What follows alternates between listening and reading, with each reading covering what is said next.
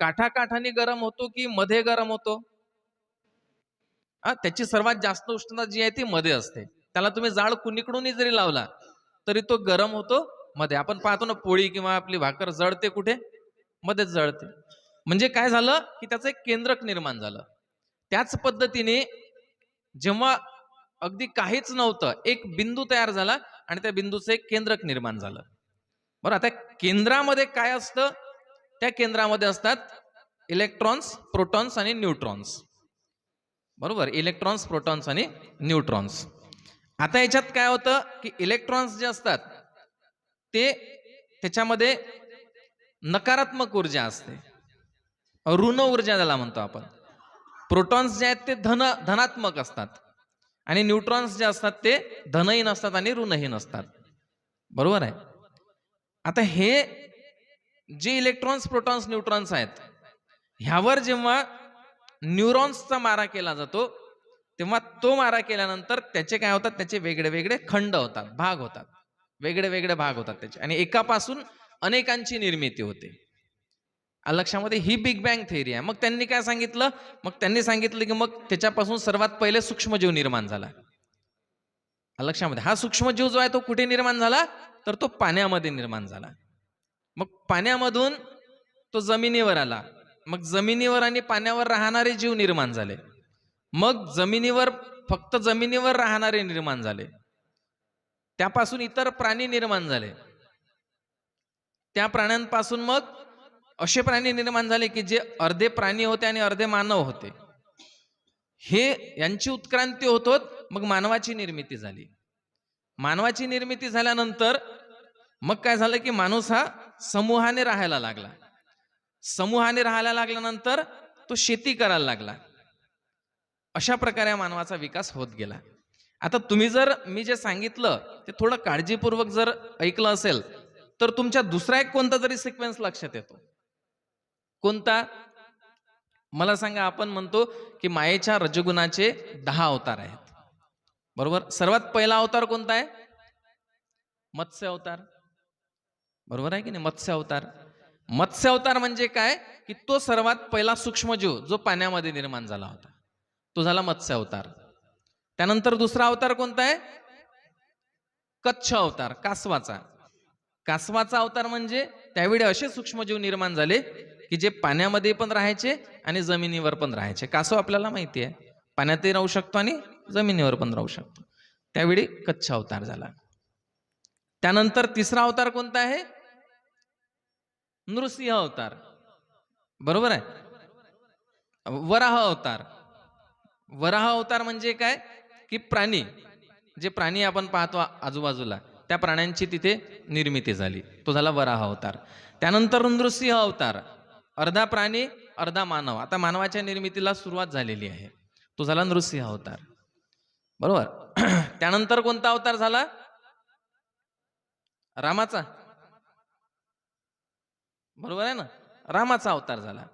बरोबर. त्यावेळी काय झालं की व्यक्ती जो आहे तो व्यक्ती जमिनीवर राहायला लागला आणि मानव, प्रगत मानव निर्माण झाला. बरोबर.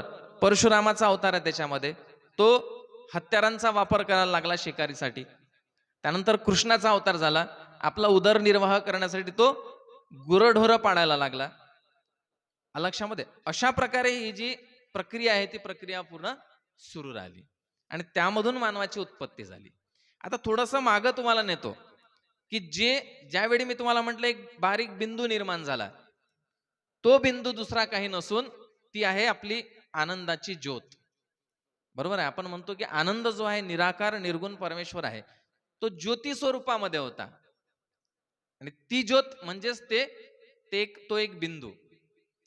आता त्या ज्योतीपासून काय झालं? 3 भाग निर्माण झाले. त्याचं जे केंद्रक आहे त्या केंद्रकामध्ये 3 भाग होते. कोणते? इलेक्ट्रॉन्स, प्रोटॉन्स आणि न्यूट्रॉन्स. हे इलेक्ट्रॉन्स, प्रोटॉन्स, न्यूट्रॉन्स म्हणजेच रज, तम आणि सत्व, म्हणजेच ब्रह्म, विष्णू आणि महेश. ह्या ब्रह्म, विष्णू, महेशांची निर्मिती कुठून झाली की हे जे केंद्रक आहे या केंद्रकावरती जेव्हा न्यूरॉन्सचा मारा झाला तेव्हा इलेक्ट्रॉन्स, प्रोटॉन्स, न्यूट्रॉन्स वेगळे वेगळे निर्माण होतात. मग ही जी ज्योत आहे ह्या ज्योतीपासून जीवाची निर्मिती झाली. आणि त्याच जीवावरती कुणा कशाचा मारा झाला, तर या मायेचा मारा झाला. आणि तेव्हापासून हा जीव जो आहे, हा जीव या मायेच्या कचाट्यामध्ये फसलेला आहे. आलं लक्षामध्ये? मग इथे इलेक्ट्रॉन्स, प्रोटॉन्स, न्यूट्रॉन्स म्हणजे ब्रह्म, रजतम, सत्व, ब्रह्म, विष्णू, महेश तयार झाले आणि त्यांच्यापासून सृष्टीची पूर्ण उत्पत्ती होत गेली. म्हणजे सृष्टीच्या उत्पत्तीचं मूळ काय आहे, तर ती ज्योत, तो बिंदू. आणि ती ज्योत किंवा तो बिंदू म्हणजेच काय, म्हणजेच तो निर्गुण निराकार परमेश्वर, ज्याला आपण आनंद म्हणतो, आनंद संप्रदायातले लोक. लक्षामध्ये? मग आता आनंद जो आहे त्याच्यापासून सृष्टींची निर्मिती झालेली आहे, बरोबर आहे. मग आता याला तुम्ही म्हणाल की याला प्रमाण काय आहे, की आनंद जो आहे किंवा आनंद संप्रदाय जो आहे तो सृष्टीच्या आधी आहे असं मी तुम्हाला सांगून राहिलो. त्याला प्रमाण काय आहे, तर त्याला प्रमाण आहे रामविजय ग्रंथ. जर तुम्ही बघितला असेल, वाचला असेल, ऐकला असेल, तर त्याच्यामध्ये श्रीधर स्वामी म्हणतात की हा पंथ सृष्टी आधी. त्याच्या थोडस तुम्हाला मागे नेतो. श्रीधर स्वामींनी रामविजय ग्रंथाचं लिखाण केलेलं आहे. त्याच्यामध्ये रामाचं पूर्ण वर्णन केलेलं आहे त्यांनी, बरोबर. ते श्रीधर स्वामी म्हणतात, श्रीधर स्वामी परमानंद, आनंद संप्रदाय परम अगाध, क्षीरसागरी गोविंद प्रथम उपदेशिले नारायणा प्रती. कोण म्हणतं? श्रीधर स्वामी म्हणतात की आनंद संप्रदाय परम अगाध, हा आनंद संप्रदाय जो आहे तो परम अगाध आहे, बरोबर आहे. आता या पंथाचा अभिमानी, हा पंथाची सुरुवात कुठून आहे? आनंदापासून. त्या आनंदाचा जो कंद आहे, म्हणजे त्या निर्गुण निराकाराचं साकार स्वरूप जे आहे, ते साकार स्वरूप म्हणजे दत्त महाराज. लक्षामध्ये? त्या निराकार निर्गुणाचं साकार स्वरूप म्हणजे दत्त महाराज आहेत. मग श्रीधर स्वामी पुढे काय म्हणतात, की या पंथाचा अभिमानी देवदत्त आला मृत्यू भुवनी. दत्त महाराज जे आहेत ते मृत्यू भुवनामध्ये आले आणि सदा प्रतिष्ठा करुणी राहिला असे. सदा प्रतिष्ठा करुणी राहिला म्हणजे काय?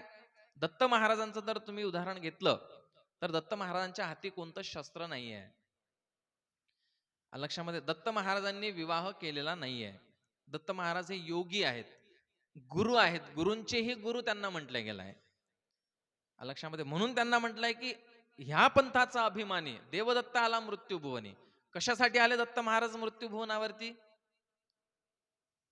कशासाठी आले ते? तर भक्तांचा उद्धार करण्यासाठी, या जीवाचा उद्धार करण्यासाठी.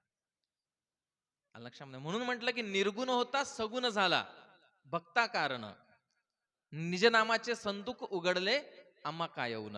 की तू निर्गुण होता, सगुण स्वरूपामध्ये आलास. कशासाठी सगुण स्वरूपामध्ये आले?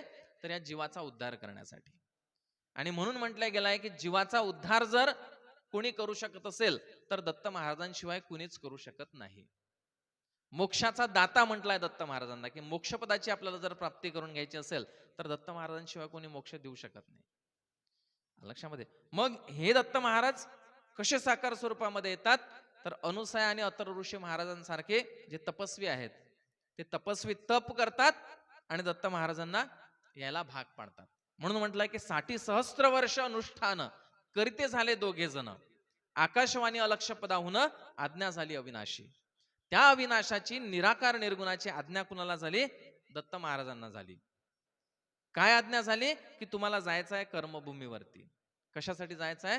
60,000 वर्ष झाले अतर ऋषी महाराज आणि अनुसया माता तप करून राहिले आहेत, बरोबर आहे. मग त्यांच्या तपाचं फळ म्हणून तुम्हाला तिथे त्यांच्याकडे जायचं आहे. लक्षामध्ये? आता दत्त महाराज ज्यावेळी इथे येतात, त्यावेळी ते कसे येतात?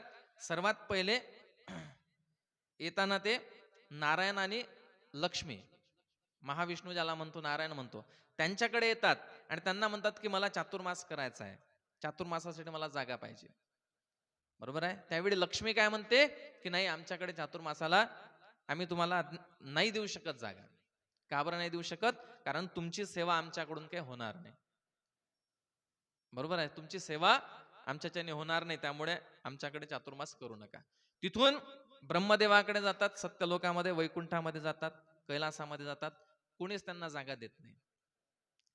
मग शेवटी ते कर्मभूमीवरती अनुसया मातेच्या तिथे देतात आणि अनुसया माता तपश्चर्या करतच असते. आणि अनुसया मातेला जाऊन दत्त महाराज म्हणतात की मला चातुर्मासासाठी जागा पाहिजे. आणि त्यावेळी अनुसया माता काय म्हणते की हो, चातुर्मासाला मी तुम्हाला जागा देते. आणि कुठे जागा दिली अनुसया मातेने चातुर्मासासाठी दत्त महाराजांना? करावरती उभा आनंदाचा गाभा. बरोबर आहे. अनुसयेच्या घरी आले निरंजन आणि बैसाया आसन कर दिले. कर कर म्हणजे हात. हातावरती अनुसया मातेने आसन दिलं दत्त महाराजांना, तळ हातावरती. तळ हातावरती का बरं जागा दिली? दुसरीकडे कुठे का बरं नाही दिली? कारण तुम्ही जर माझ्या तळ हातावरती असाल तर एक क्षणभरही तुम्ही माझ्या दृष्टीच्या पलीकडे जाणार नाही. लक्षामध्ये एखाद्या ठिकाणी कुठेतरी रूम मध्ये किंवा कुठेतरी झोपडीमध्ये जर दिली असती की इथे बसा, तर ते 24 तास बिलकुल दत्त महाराज अनुसया मातेच्या समोर राहिले असते का? नाही. म्हणून माझ्या तळ हातावरती. लक्षामध्ये. म्हणून मग अनुसया मातेच्या तळ हातावरती दत्त महाराजांनी 4 महिने चातुर्मास केला. आणि त्यांना जे जे लागलं, काय म्हटलं पुढे, की जे जे इच्छा करीते आपण ते ते अत्र ऋषी देते आणून, आणि पूर्ण झाले अनुष्ठान कर्तड संपुष्टीचे. की ज्या ज्या गोष्टीची आवश्यकता दत्त महाराजांना होती अत्र ऋषी महाराज आणून द्यायचे. अशा प्रकारे दत्त महाराजांनी तिथे चातुर्मास केला. आता हा चातुर्मास केल्यानंतर काय झालं, की मग आता लक्ष्मी, सावित्री आणि पार्वती या तिघींनी दत्त महाराजांना चातुर्मासासाठी जागा का बरं नाही दिली? कारण त्यांना अहंकार झाला. त्यांना असं वाटायला लागलं की आपण सर्वश्रेष्ठ पतिव्रता आहोत, आपल्यापेक्षा श्रेष्ठ पतिव्रता कुणीच नाही आहे. ना मग आता आपण आपल्याला जर म्हटलं श्रेष्ठ पतिव्रता, मग आपल्या आपल्या पतीचं त्यांची सेवा सोडून हा जो साधू आला या साधूची सेवा करत बसायची का? कारण त्यांनी दत्त महाराजांना ओळखलंच नाही. म्हणून त्यांना असं त्यांचा भ्रम झाला की आपण सर्वश्रेष्ठ पतिव्रता आहोत, आपण आपल्या पतीची सेवा करायची आणि हा साधू जो आला याला की आपण जागा द्यायची नाही, असा अहंकार त्यांना दाटला. आणि हा अहंकार मग दत्त महाराजांना तो अहंकार नष्ट करायचा होता. म्हणून त्यांनी अनुसया मातेला काय सांगितलं की आता तू एक काम कर, ह्या तिघी ज्या आहेत, ज्या अहंकारामध्ये दाटलेल्या आहेत, ज्यांना असं वाटतात की आपले पती म्हणजे सर्व काही आहेत, आपल्या पतींपेक्षा श्रेष्ठ कुणीच नाही आहे, ह्यांचा आपल्याला गर्वहरण करणं आवश्यक आहे. म्हणून त्यांनी काय सांगितलं की तू काय कर, तुझ्या पायांच्या ज्या तोरड्या आहेत त्या तोरड्यांमध्ये या तिघींचे मुखवटे दिसले पाहिजे. लक्षामध्ये. म्हणून म्हटलं की चरणी तोडर बांधी येले, चरणांमध्ये तोडर बांधले आणि त्या तोडरांचा आवाज, त्याच्या तोरड्या होत्या पायांमध्ये, त्या तोरड्यांचा आवाज तिन्ही लोकांमध्ये जायचा. सत्यलोक, वैकुंठ लोक आणि कैलास लोक, तिथे आवाज जायचा. आणि तिच्या तोरड्यांमध्ये ह्या तिघी लक्ष्मी, सावित्री आणि पार्वती यांचे चेहरे दिसायचे. बरोबर. आणि हे जसं नारद मुनीला माहिती झालं, नारद मुनी तिथे आले. नारद मुनीने बघितलं की लक्ष्मी, सावित्री, पार्वती एवढा सर्वश्रेष्ठ पतिव्रता आणि त्यांचे मुखवटे या अनुसया मातेच्या, बघा अनुसया माता म्हणजे कोण होती? कर्मभूमी मधली साधारण स्त्री होती. ज्या पद्धतीच्या तुम्ही सगळ्या स्त्री आहात इथे समोर बसलेल्या, तुमच्या सारखीच ती एक स्त्री होती, कारण ती पण कर्मभूमीवरती आलेलीच होती. पण तिने काय केलं, नामस्मरणाच्या बळावरती दत्त महाराजांना यायला भाग पाडलं आणि ब्रह्म, विष्णू, महेश तिघांचे बाळ केले. लक्षामध्ये. तर एक साधारण कर्मभूमीवरती स्त्री जी आहे ती जर देवतांना बाळ करू शकते, तर तुम्ही काय नाही करू शकत. म्हणून म्हटलंय की स्त्रीने जर एखादी गोष्ट ठरवली की आपल्याला हे करायचं, तर ती करूनच सोडते. लक्षामध्ये. तुमच्या मध्ये एवढी शक्ती आहे, एवढी ताकद आहे की जी या पूर्ण पुरुष मंडळीमध्ये नाहीये. म्हणून तुम्हाला जननी म्हटलेलं आहे. लक्षामध्ये. तुम्हाला अशक्य अशी कोणतीच गोष्ट नाही आहे, आणि त्याचं सर्वश्रेष्ठ उदाहरण आहे अनुसया माता. लक्षामध्ये. एका व्यक्तीने म्हटलंय स्त्रियांबद्दल की ये मीरा की अमर भक्ती, जहर से मर नहीं सकती, ये झांसी वाली रानी है, किसी से डर नहीं सकती, मदर टेरेसा हो, लता हो कल्पना या मेरी, और असंभव कुछ भी नहीं जो ये नारी कर नहीं सकती. असंभव कुछ भी नहीं जो ये नारी कर नहीं सकती. म्हणजे तुम्ही स्त्रियांनी जर ठरवलं तर कुठलीच गोष्ट अशक्य तुमच्यासाठी नाही आहे. आणि अनुसूया मातेंनी पण तेच ठरवलं होतं की जो निराकार निर्गुण आहे, जो या संपूर्ण सृष्टीचा चालक आहे, जो या अखिल ब्रह्मांडाचा नायक आहे, तो माझ्या घरी पुत्ररूपाने आला पाहिजे. ही कुणालाच शक्य होणारी गोष्ट नव्हती, पण ती अनुसूया मातेने करून दाखवली. मग आता दत्त महाराजांनी सांगितलं की या तिघींचं आपल्याला गर्भहरण करायचं आहे. ही बातमी नारद मुनींनी जाऊन त्यांना तिघींना सांगितली. काय सांगितलं की त्या अनुसूया मातेच्या पायामध्ये तोरड्या ज्या आहेत त्या तोरड्यांमध्ये तुमचे मुखवटे, म्हणजे तुम्ही तिला शरण गेलेत, तिच्या पायाशी लोटांगण घालून राहिलात तुम्ही, तुम्ही तर सर्वश्रेष्ठ पतिव्रता आहेत. मग ह्या तिघींना असं वाटलं की असं कसं काय होऊ शकते, आपल्यापेक्षा श्रेष्ठ तर कुणीच नाहीये इथे. म्हणून त्यांनी काय सांगितलं, ब्रह्म विष्णू महेश तिघांजणांना सांगितलं की तुम्हाला जायचं आहे आणि तिचं गर्भहरण करायचं आहे अनुसूया मातेचं. तिचं जे सतीत्व आहे, पतिव्रता जो धर्म आहे, तो तुम्हाला भ्रष्ट करायचा आहे. आणि हे तिघही जण ब्रह्म विष्णू महेश हे तिघही जण तिथे अनुसूया मातेचं सत्व घेण्यासाठी, सत्व हरण करण्यासाठी जातात. आणि मग तुम्हाला पुढे माहित आहे, गारीचा हा पाक करून वाडा नग्न भोजनाला, है ना, वचन देऊनी बद्ध झाली आली हो तुमच्या चरणाला, है ना, की गारीचा भात करा. बरोबर आहे, गारी सोबत घेऊन गेले ते आणि अनुसूया मातेला म्हटलं की ह्या गारी आहे त्याचा आम्हाला भात पाहिजे, आम्हाला दुसरं काहीच खायला नाही पाहिजे. मग अनुसूया माता काय, अनुसूया मातेकडे त्या दत्त महाराजांची शक्ती होती, त्यांच्या नामस्मरणाची शक्ती होती. तिने त्या गारीचाही भात केला. त्या गारीचाही असा नरम जसा भात असतो आपला तसा भात झाला. आणि मग आता त्यांना असं वाटलं की अरे हे तर चमत्कार केला हिने, मग अजून काहीतरी त्याच्यामध्ये, काहीतरी आपण अजून असं काहीतरी म्हणावं की जेणेकरून तिला ते शक्य होणार नाही. म्हणून त्यांनी काय म्हटलं, वाडा नग्न भोजनाला, लक्षामध्ये.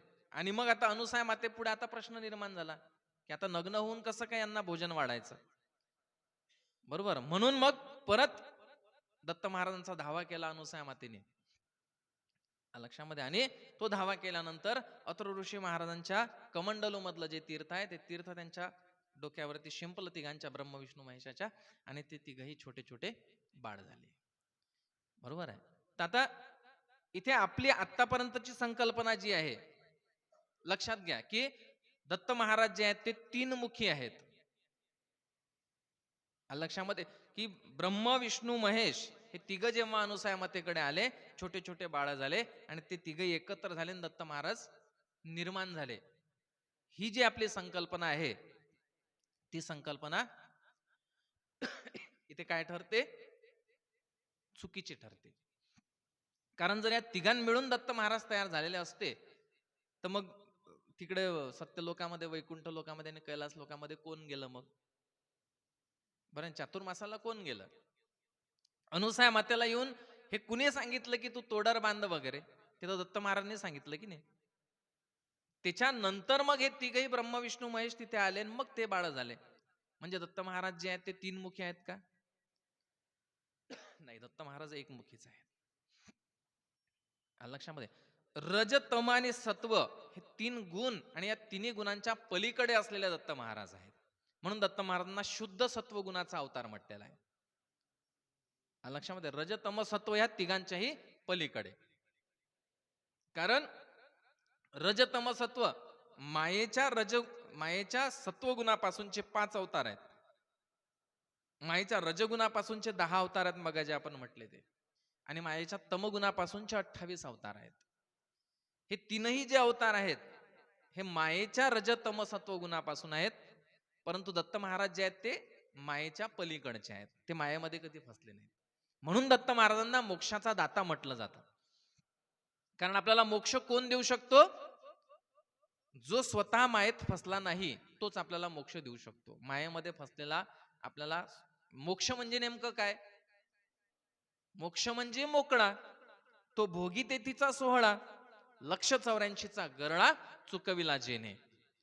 लक्ष 84 मधून जो बाहेर पडला, मायेच्या जो अलिप्त झाला, तो मोक्षपदाला पावन झाला. मग असा देव जो स्वतः मायेमध्ये फसलेला आहे, तो आपल्याला मायेतून काढू शकतो का, नाही काढू शकणार. म्हणून त्यासाठी आपल्याला मायेच्या परता असलेलाच देव लागेल, जो आपल्याला मायेतून काढू शकेल, जो आपल्याला मोक्षपद देऊ शकेल. मग असा कोण आहे? तर माया परता वस्तू अगोचर निर्गुण निराकार.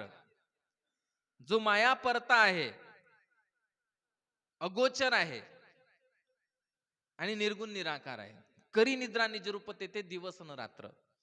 तो ज्या ठिकाणी राहतो तिथे दिवसही नाही रात्र नाही. त्या वस्तूपासून माया उत्पन्न झाली. पहा, ह्या परवस्तूपासून, या दत्त महाराजांपासून, आनंदापासून माया उत्पन्न झाली आणि आदिमायेच्या पोटी देवांची उत्पत्ती झाली.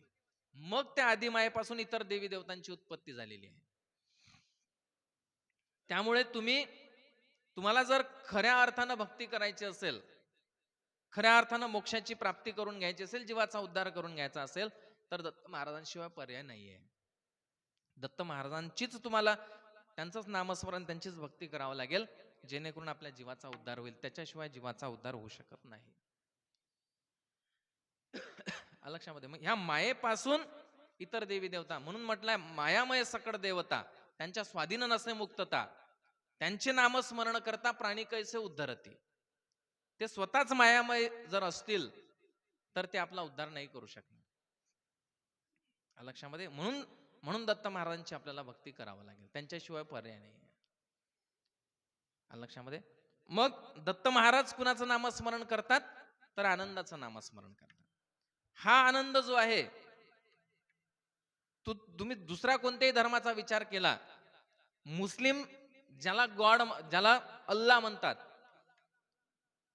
ख्रिश्चन लोक ज्याला गॉड म्हणतात, हे सगळे एकच आहेत. लक्षात घ्या, ते निराकार निर्गुणच आहेत. ते निराकार निर्गुणापासूनच तयार झालेले आहेत. लक्षामध्ये, त्याच निराकार निर्गुणाला आपण आनंद म्हणतो आणि त्याचं साकार रूप म्हणजे हे वेगळ्या वेगळ्या प्रकारचे देवी देवता आहेत. मग आता जर तुम्हाला खरोखर मुक्ती मिळवायची असेल, खरोखर मोक्षाची प्राप्ती करायची असेल, एक ज्ञानेश्वरीमध्ये छान ओवी आलेली आहे की जर तुम्हाला, आता एक उदाहरण घ्या, एक झाड आहे समजा, बरोबर, त्या झाडाला तुमच्याकडे मी पाण्याची बकेट दिली, एक मग्गा दिला की या झाडाला तुम्हाला पाणी घालायचं आहे. मग तुम्ही त्या झाडाच्या फांद्यांवरती, पानांवरती पाणी टाकलं, त्या झाडाची वाढ होईल की त्या झाडाच्या मुळात तुम्ही पाणी टाकलं म्हणजे झाडाची वाढ होईल? कुठे टाकावं लागेल? मुळात द्यावं लागेल. लक्षामध्ये, मग त्या झाडाचं मूळ जे आहे ते महत्वाचं आहे. त्या मुळाला पाणी घातलं म्हणजे झाडाची पण वाढ होईल, त्याच्या फांद्या ज्या आहेत, त्याचे पानं जे आहेत, त्या सगळ्यांची वाढ होईल, विकास होईल. पाणी कुठे घालावं लागेल? मुळात घालावं लागेल. मग हे मूळ आहे काय नेमकं? आनंद बीज मूळ जाण, अंतरी मी करीतो त्याचे ध्यान, नाम रूपातीत त्याची खुन, आनंद आनंद म्हणा. हे मूळ कोणतं आहे? आनंद बीज मूळ जाणं. सर्वांचं मूळ बीज कोणतं जर असेल तर ते आनंद आहे. तुम्ही म्हणसा ना, महाराज आम्ही तर अनेक कीर्तन ऐकले, प्रवचन ऐकले, पोथी ऐकली, तर कुणीच तर सांगत नाही की आनंद काय, नेमका आनंद कसा काय, मूळ आहे, निर्गुण आहे, निराकार आहे. हे तर आम्ही ऐकलं नाही अजून. आता तुम्ही सांगून राहिले, ऐकलाय का कुणी? असेल तर सांगा मला. मग आता तुम्ही हे कुठून आणलं, नवीन शास्त्र सांगून राहिले आम्हाला, असं वाटू शकते ना. हे नवीन शास्त्र नाही आहे, हे तेच शास्त्र आहे. हे वारकरी संप्रदायामध्ये पण आहेच आणि इतर जे काही या पृथ्वी तलावरती संप्रदाय असतील त्या सगळ्यांमध्ये दिलेलं आहे. पण कदाचित आपल्या ऐकण्यात नाही आलं. लक्षामध्ये, आनंद संप्रदाय जो आहे, आता मी तुम्हाला एक तर उदाहरण दिलं, रामविजय ग्रंथ लिहिणारा श्रीधर स्वामी, ते म्हणतात की आनंद संप्रदाय परमगाध, क्षीरसागरी गोविंद प्रथम उपदेशील नारायण. त्यांनीच परत हे म्हटलेलं आहे की अवतार उदंड होती, सवेची मागुता विलया जाती. पहा, हे सगळे अवतार जे आहेत, अनेक अवतार झालेले आहेत म्हणते, पण ते कशा आहेत? सवेची मागुता विलया जाती, विलयाला जातात. त्यांचं अवतार कार्य संपलं म्हणजे ते निघून जातात आपल्या आपल्या पदाला, आपल्या आपल्या धामाला. पण दत्त महाराजांचं कसं आहे? अवतार उदंड होती, सवेची मागुता विलया जाती, तैशी न वेगा दत्तात्रय मूर्ती, नाशकल्पांती असे ना. हे काय आनंद संप्रदाय नाही सांगत, बरोबर आहे. रामाचं वर्णन करणारा रामविजय ग्रंथ आणि त्याचे जे ग्रंथ रचयिता आहेत ते सांगतात. की हा जो दत्त महाराजांचा अवतार आहे तो कसा आहे, तो कल्पांतीही त्याला नाश नाही आहे. लक्षामध्ये ठीक आहे. दुसरं आणखी हे एकच उदाहरण असेल बहुतेक, मग कदाचित तो दत्त भक्त असेल श्रीधर स्वामी, बरोबर आहे. दुसरं आणखी तुम्हाला उदाहरण सांगतो. भगवद्गीता, गीतेमध्ये श्रीकृष्ण ज्यावेळी अर्जुनाला उपदेश करतात त्यावेळी ते देखील हेच म्हणतात, मज आनंद नामाची सत्ता. कोण म्हणतं? श्रीकृष्ण अर्जुनाला सांगतात, मज आनंद नामाची सत्ता ऐकी तू पंडुसुता, आनंद नामा वाचुनी तारिता दुसरा नाही. लक्षामध्ये आहे ना. हे तुम्ही ऐकलेलं आहे का?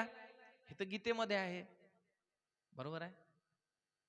हे सत्य आहे. हे श्रीकृष्ण अर्जुनाला सांगतात की मज आनंद नामाची सत्ता, माझ्यावर देखील आनंद नामाची सत्ता आहे, आणि स्पष्ट सांगतात की आनंद नामा वाचुनी तारिता दुसरा नाही.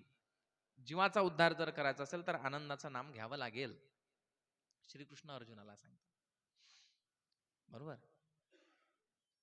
ज्यावेळी राम, लक्ष्मण, सीता आणि हनुमान चौघे जण अथर्व ऋषी महाराजांचं दर्शन घ्यायला जातात. तुम्ही हे ऐकलं असेल भागवतामध्ये कुठेतरी, की अनुसूया मातेकडे सीता माताला पाठवतात राम, आहे ना. मग अनुसूया माता काही उपदेश करते, तिला वस्त्र अलंकार देते, जे कधीच फाटणार नाहीत, जीर्ण होणार नाहीत, जुने होणार नाहीत. हे तुम्ही ऐकलं असेल.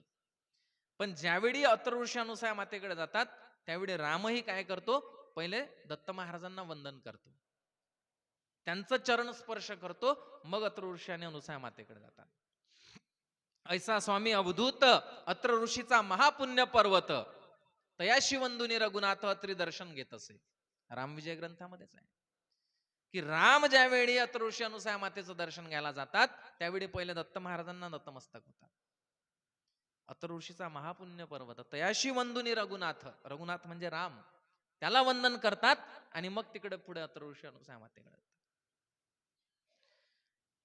तरी आमचं समाधान नाही झालं, बरोबर आहे. गुरुगीता तुम्ही ऐकलेली असेल. गुरुगीतेची सर्वात शेवटची ओवी आहे. त्यामध्ये ज्यावेळी भगवान शंकर ध्यान करायला बसतात, पार्वती विचारते, तुम्ही तर देवादिदेव आहात, तुमच्यापेक्षा श्रेष्ठ तर कुणीच नाहीये, बरं मग तुम्ही कुणाचं ध्यान करता? बरोबर. आता आपण काही सिरियल पाहतो, त्या सिरियल मध्ये महादेव जेव्हा ध्यान करतात तेव्हा विचारलं की ते म्हणतात मी विष्णूचं ध्यान करतो, विष्णू जेव्हा करतात ते म्हणतात मी महादेवाचं करतो, बरोबर आहे. पण गुरुगीता आपल्याला सांगते की ज्यावेळी पार्वती विचारते महादेवाला की तुम्ही कुणाचं ध्यान करता, तुम्ही तर सर्वश्रेष्ठ आहात, त्यावेळी महादेव सांगतात की आनंद संप्रदाय वंशोद्भव माझ्या, कोण सांगतं हे?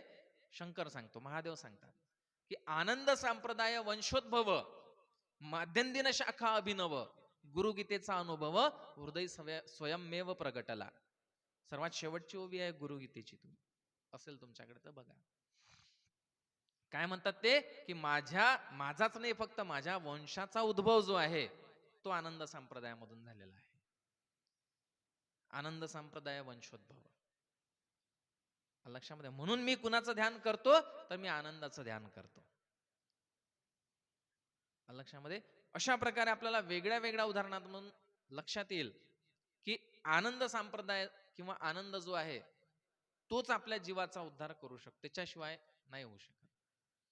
आता मी तुम्हाला मगा सांगून राहिलो होतो ज्ञानेश्वरी मधलं उदाहरण, की त्याच्यामध्ये सांगितलं की जाणतेने गुरु भजीजे, तुम्ही ऐकले असेल, कदाचित माहिती असेल, तेनेची कृतकार्य होईजे जैसे मुळी सिंचन सहजे शाखा पल्लव संतोषती. मुळाला ज्यावेळी आपण सिंचन करू त्यावेळी या सगळ्या शाखा ज्या आहेत त्या आपोआप फुलतील. म्हणजे जर तुम्हाला इतर देवी देवतांचं जर भक्ती करायची जरी असेल, त्यांना खुश करायचं जरी असेल, तरी तुम्हाला त्याचं मूळ जे आहे त्या सगळ्यांचं दत्त महाराज किंवा आनंद, त्यांची तुम्ही भक्ती केली, त्यांचं नामस्मरण केलं तर इतर देवी देवता आपोआप खुश होऊन जातील. मग त्यांचं काही वेगळं करण्याची गरज नाही. त्यांचं जर वेगळं करत असाल म्हणजे तुम्ही त्या पानांवरती आणि फांद्यांवरती पाणी शिंपून राहिले, ज्याने त्या झाडाची वाढ होणारच नाहीये, म्हणजे ज्याने तुम्हाला पुण्य मिळणार नाहीये. लक्षामध्ये.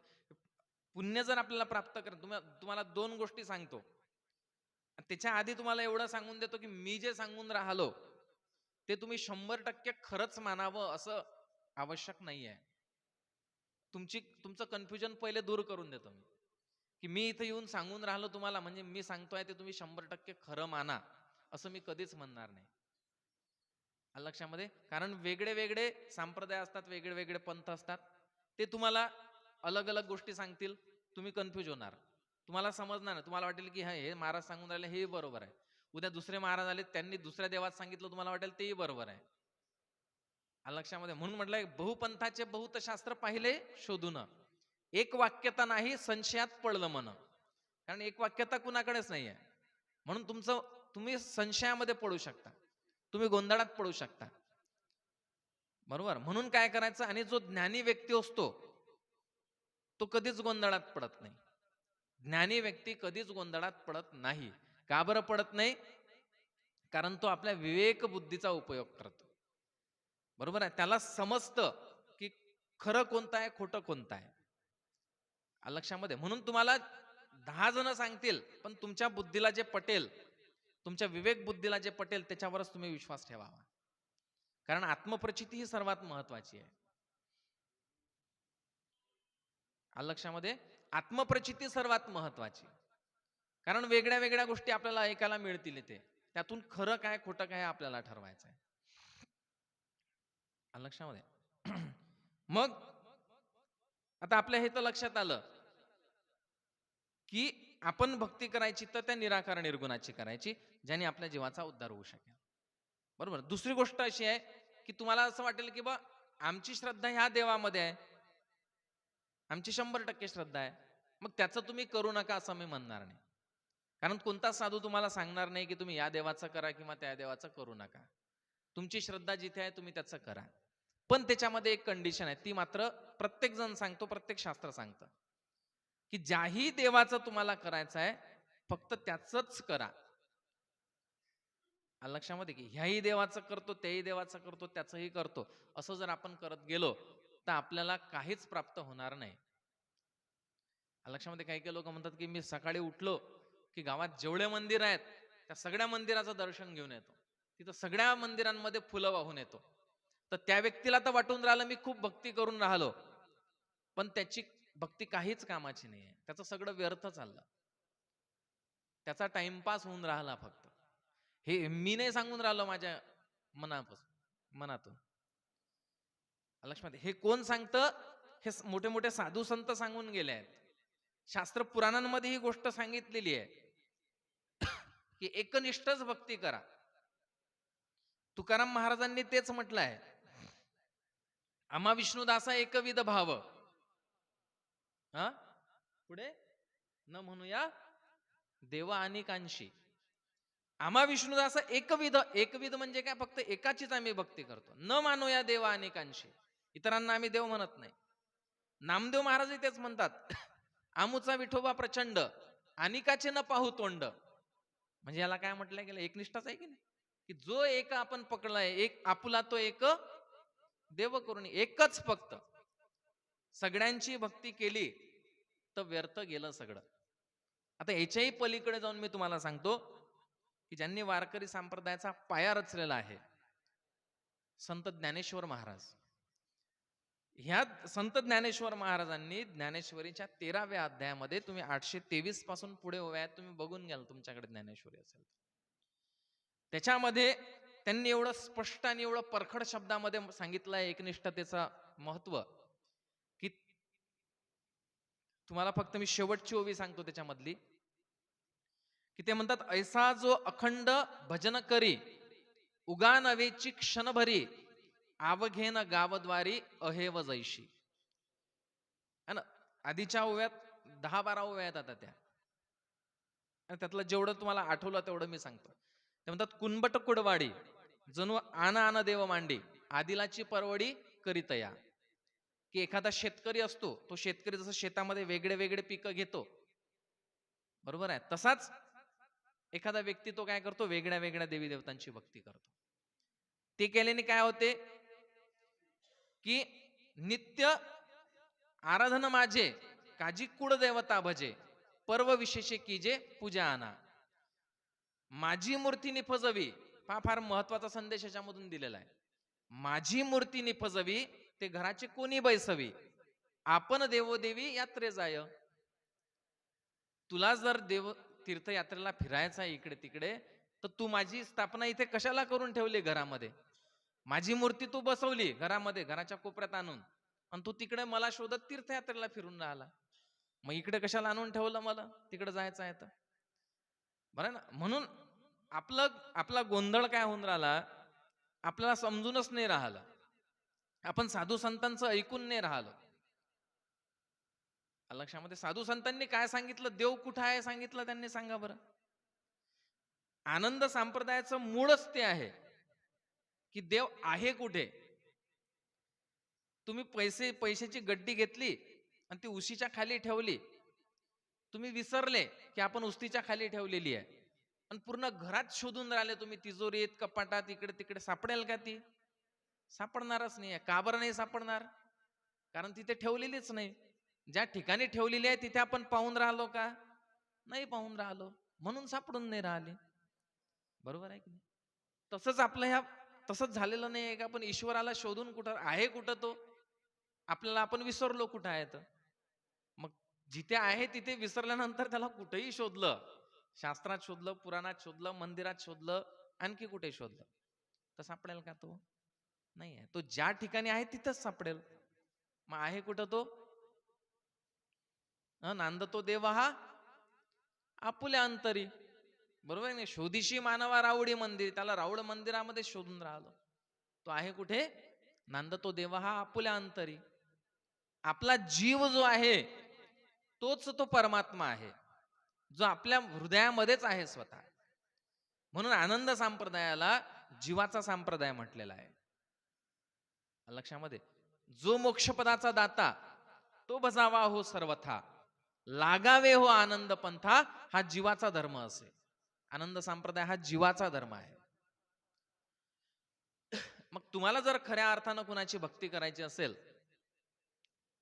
दलादन राजा दत्त महाराजांना हाच प्रश्न विचारतात की तुम्ही म्हणता की तो निराकार निर्गुण आहे, बरोबर आहे, तो दिसत नाही डोळ्याने, त्याचा नाकाने वास घेता येत नाही, त्याला कानाने ऐकता येत नाही, त्याला मुखातून त्याचं वर्णन करता येत नाही आणि हाताने त्याला स्पर्श करता येत नाही, असा निराकार निर्गुण जर परमेश्वर आहे तर त्याची भक्ती कशी करावी? बरं, तो निराकार निर्गुण कसा पुजावा? तो निर्गुण दनादन राजा म्हणतात की तुम्ही म्हणता तो निराकार निर्गुण आहे, मग त्याची पूजा कशी करावी? दत्त महाराज जे उत्तर देतात ते फार महत्वाचं आहे. दत्त महाराज म्हणतात की ज्याचे हृदय देवदत्त तो पुरुष जाणी जे दत्त, भावाने भजावे सतत परम पुण्य होत असे. की तुम्हाला जर खरोखर त्या निर्गुण निराकाराची भक्ती करायची असेल तर तुम्ही कुणाची भक्ती करा? या जीवाची भक्ती करा. ह्या जीवासोबत तुम्ही जीवाप्रमाणे वागा. कारण कलियुगामध्ये तुम्हाला सांगून देतो, कलियुगात सर्वात मोठं जर पाप कोणतं असेल तर ते आहे कुणाला तरी दुखवणं, इतरांचं मन दुखवणं. हे जेवढं मोठं पाप आहे त्याच्यापेक्षा कोणतंच मोठं पाप नाही आहे. लक्षामध्ये. आणि कलियुगामध्ये सर्वात मोठं पुण्य कोणतं आहे तेही सांगून देतो. कलियुगात सर्वात मोठं पुण्य आहे, पहिलं आहे नामस्मरण आणि दुसरं आहे अन्नदान. लक्षात, ह्या दोन गोष्टी ज्या आहेत त्या कलियुगामध्ये सर्वश्रेष्ठ सांगितल्या आहेत. पहिलं काय सांगितलं? नामस्मरण. कृतायुगामध्ये जर त्या परमेश्वराची प्राप्ती करून घ्यायची आहे तर आपल्याला ध्यान धारणा करायला लागायची. ध्यान धारणा करून त्या ईश्वराची प्राप्ती व्हायची. त्रेतायुगामध्ये यज्ञ याग करून त्याची प्राप्ती व्हायची. द्वापार युगामध्ये पूजा अर्चना करून त्याची प्राप्ती व्हायची. आणि कलियुगामध्ये नामस्मरण केल्याने त्याची प्राप्ती होते. म्हणून म्हणतात नामापरते तत्व नाही रे अन्यथा, वाया अनेक पंथा. नामस्मरणाशिवाय दुसरं काहीच नाही. नामस्मरण न करणारा व्यक्ती जो आहे, निजात्मबोध ग्रंथ फार कडक शब्दात म्हणतो की नामाविन्मुख जो नर तो दोन पायाचा ढोर, केवळ गाढवाचा अवतार मूर्तिवंत जाणार. जो नामस्मरण करत नसेल तो त्या गाढवासारखा आहे. लक्षामध्ये, नामस्मरणाला सर्वात जास्त महत्व आहे. म्हणून हे नामस्मरण आपल्याला करावं लागेल. आणि नामस्मरण कुणाचं करावं हे आपल्याला कळलं पाहिजे. आलं लक्षामध्ये. त्यामुळे नामस्मरण. दुसरी गोष्ट आहे अन्नदान. आता लक्षात घ्या, अन्नदान जे आहे ते आपण कुणालाही करू शकतो. त्याला काहीच कंडिशन नाही आहे की याला करावं की त्याला करू नये. अन्नदान हे प्रत्येकाला आपण करू शकतो. इतर प्रकारचे दान जे आहेत ते तुम्ही कुणालाही करू नये. लक्षात घ्या. दान करून आपल्याला असं वाटतं आपल्याला पुण्य प्राप्त होईल, पण कधी कधी त्याचा विपर्यास होऊ शकतो, त्याचं उलटही होऊ शकते. लक्षामध्ये दान करताना दान हे आपण सत्पात्रालाच केल्या गेलं पाहिजे असं शास्त्र सांगतं की दान कुणाला करावं, सत्पात्राला करावं.